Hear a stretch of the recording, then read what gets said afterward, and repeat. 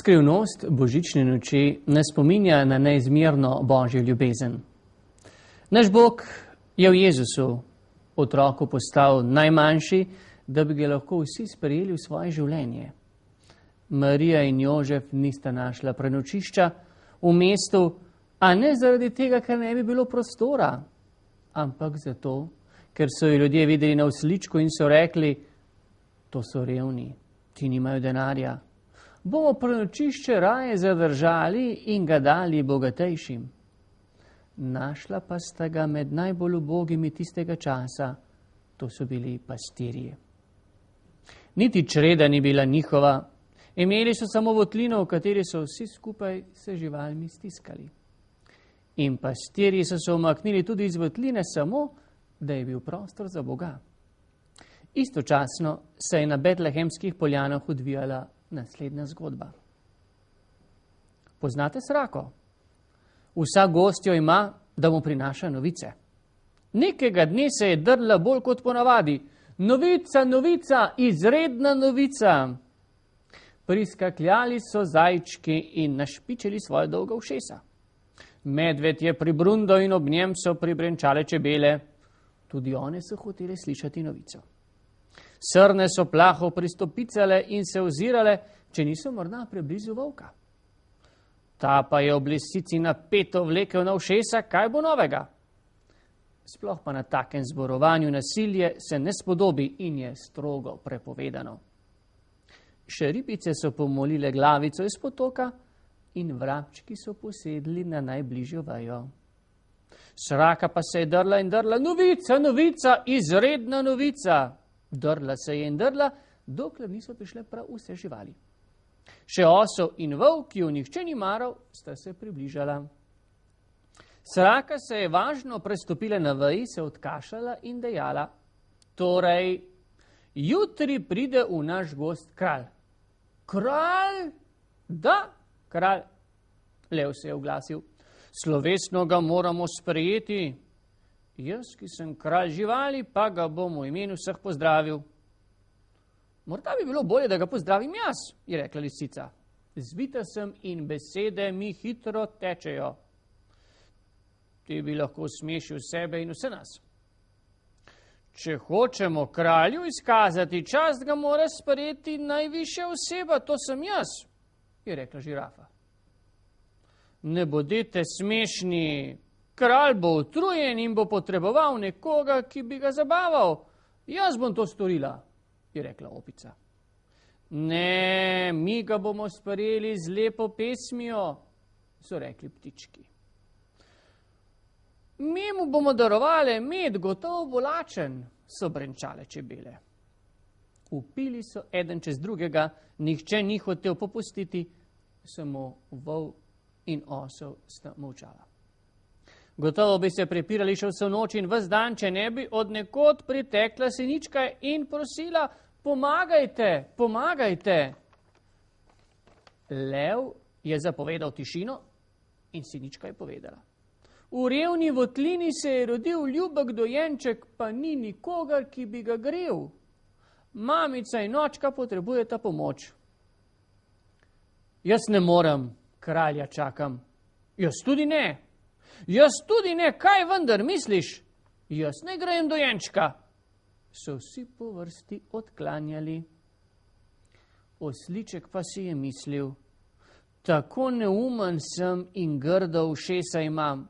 Kralja ne morem sprejeti in je rekel, jaz grem.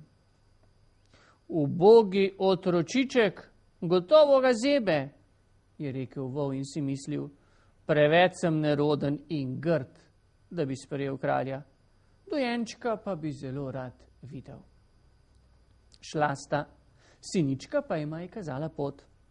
Ostale živali so se prepirale, katera bo sprejela kralja. Vol in osel sta prišla do votline.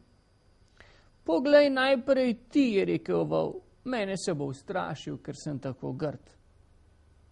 Osliček pa si je ušesa potlačil navzdol, da ne bi z njimi prestrašil dojenčka in pokukal v votlino. Kako je lep, je vzkliknil. Sveti Jožef se je ozrl, ko je slišal prerivanje in govorjenje pred votlino. Pomignil jima je, naj prideta notri. Osliček je stopil k jaslicam in Jezušček se je veselo igral z njegovimi dolgimi ušesi. Vol je dihal van, da ga ni zeblo, in Jezušček se je smehljal. Sveti Jožef je zadovoljno pokimal. Marija je pobožala oslička in vola. Angeli so nad votlino zapeli, rodil se je kralj, slava Bogu na višavah in na zemlji mir ljudem, ki so blage volje. Ostale živali pa se še vedno kregajo in ne vedo, da so zamudile kraljev prihod. Osliček in vol sta se dala na razpolago svoji majhnosti, zapostavljenosti in postala toplina Jezusovega rojstnega kraja, doma. Ostale živali so čakale prihod kralja in se kregale, kdo ga bo pozdravil. Osel in vol sta z dihanjem garela skromen dom. Koga pa želiva pozdraviti jaz in ti? Se mu v imenu vseh pokloniti. Se bom pridružil ostalim živalim, ki so spregledale najboljšo ponudbo, pomagati drugim. Vol in osliček sta bila od vseh najmanj pomembna, pa sta ogrela dom kralju vseh kraljev. Vedno znova smo pred izbiro. Se bomo klanjali pomembnežem na zunaj, ki nekaj veljajo pred svetom, ali pa bomo pozorni na potrebe malih. Se pravi, z malimi dejanji ljubezni prinašati toplino v naše domove, se veseliti drugega in ne le sebe in svojih uspehov. Naj se Božič, ki je veselje, ljubezen, pomoč drug drugemu naseli v naših srcih in tam vedno ostane. Danes pa je tudi praznik svete družine, se pravi družine, v kateri je živel Jezus. Ne bi se veliko zmotili, če bi rekli, da je pravzaprav vsaka družina sveta, oziroma bi morala biti sveta. Kako lepe spomine imam sam na svoje brezskrbno otroštvo, kjer smo veliko časa preživeli na igrišču in v družabnih igrah drug z drugim. To je bilo obdobje, ko smo raje kot pred računalniki in televizijo bili skupaj in se družili. Ob tem ne morem biti dovolj hvaležen svojim staršem, ki so mi nudili vso potrebno toplino za moj razvoj. Imel sem to milost in jo še imam, da svojega očeta nisem nikoli slišal zakleti in grdo govoriti. Da je zvečer pred molitvijo redno pokleknil, pa čeprav je vsak dan vstajal o 4:30 in, kot bi rekli mi po domače, delal 2 šihta. Mama je bila seveda tista, ki je podpirala glavne vogale v hiši. To je skoraj običajno, pa vendar važno je, da stvari funkcionirajo, kot rečemo po domače. Dragi starši, otroci potrebujejo vas osebno, vaš čas, vašo dobro voljo, da vidijo, da jih imate radi. In v tem svetu je še toliko bolj pomembno, da dobijo vrednote. Naj vam ne bo nerodno pred jedjo začeti moliti. 1,5 milijarde ljudi na svetu strada, mi pa si lahko izmišljamo, kaj bomo jedli. Zato je prav, da smo za to iskreno hvaležni. Na današnjo nedeljo pa je tudi praznik svetega Štefana, mučenca. On nam je lahko še posebej velik zgled.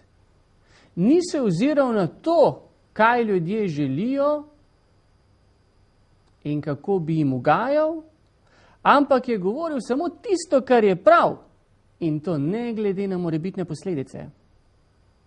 Zelo dobro je vedel, da je potrebno ugajati le in samo Bogu. In ker niso mogli slišati in poslušati njegovega pravičnega oznanjevanja, so ga raje ubili. Spoštovani, naj nam bo na današnji državni praznik samostojnosti in enotnosti zgled. Da je potrebno delati tisto, kar je prav, kar je pravično, kar je pošteno. Kajti le tako bomo res lahko samostojni in se ne bomo upogibali po vetru. Prosimo in imajmo danes v mislih in molitvah še posebej tudi naše državne in lokalne voditelje, da bodo res delali v dobro ljudi, to, kar je prav in pošteno. Ob današnjem prazniku vsem seveda iskreno čestitam. Gotovo imamo slovenske zastave že izobešene. Če pa ne, pa je prav, da to tudi storimo.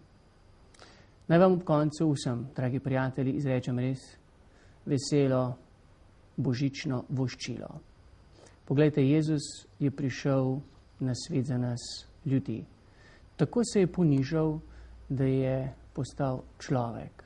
Postal je majhen, preprost kot mi, iz ljubezni. In moja želja je, da bi si res to ljubezen znali deliti vsaj malo med seboj in potem bo tudi že na tem svetu precej lepše in več topline.